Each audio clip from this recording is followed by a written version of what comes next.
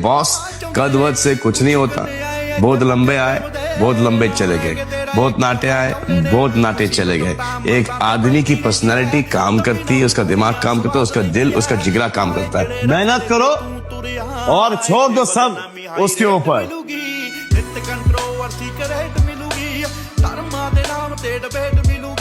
सच बोलेगा ता मिलू 295 जे करेगा तरक्की पुत हेट मिलूगी।